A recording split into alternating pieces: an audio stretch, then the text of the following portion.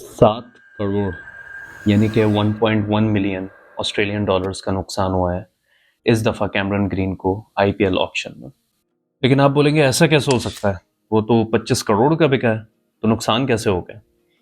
तो आइए इसको समझते हैं। हमें ये समझने की ज़रूरत है कि आईपीएल ऑक्शन दो किस्म की होती है। एक मेगा ऑक्शन यानी कि उसको हम कहेंगे बड़ी वाली ऑक्शन, और दूसरी मिनी ऑक्शन यानी कि छोटी वाली ऑक्शन। मेगा ऑक्शन जैसे कि पिछले साल हुई थी, सारी टीम्स अपने ज़्यादातर प्लेयर्स को रिलीज कर देती हैं।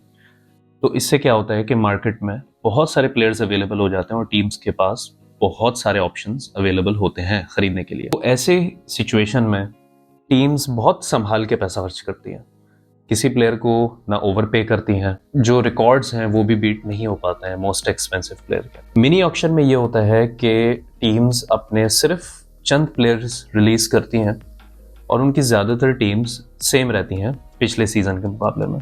मार्केट में बहुत ही कम प्लेयर्स अवेलेबल होते हैं, जिसकी वजह से उनके प्राइस ऑक्शन के अंदर बहुत ज़्यादा लगने के चांसेस बढ़ जाता है। इस बात का फ़ायदा ओवरसीज़ प्लेयर इस तरह से उठा रहे थे पिछले कई सालों से कि वो अपना नाम मेगा ऑक्शन में डालते ही नहीं थे।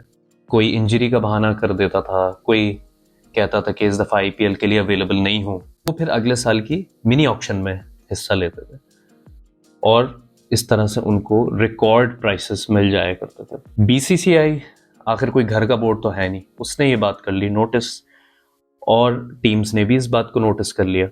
तो इस साल बीसीसीआई ने ये रूल निकाला कि कोई भी ओवरसीज प्लेयर अगर 18 करोड़ से ज़्यादा भी बिडिंग करवा लेगा अपनी, उसको सिर्फ मिलेंगे 18 करोड़ और बाकी सारा का सारा पैसा जाएगा प्लेयर्स फंड के अंदर। तो अब कैमरन ग्रीन पे वापस आता है। कैमरन ग्रीन पे इस दफ़ा जो बिडिंग हुई, जो उन्होंने प्राइस गेन करी, वो थी 25 करोड़। तो 25 में से 18 मिलेंगे कैमरन ग्रीन को और 7 करोड़ जाएंगे प्लेयर फंड के अंदर। अब क्योंकि कैमरन ग्रीन ऑस्ट्रेलियन रेजिडेंट है तो उनको टैक्स भी देना पड़ेगा, जो कि हमें पता है वो भी अच्छा खासा होता है।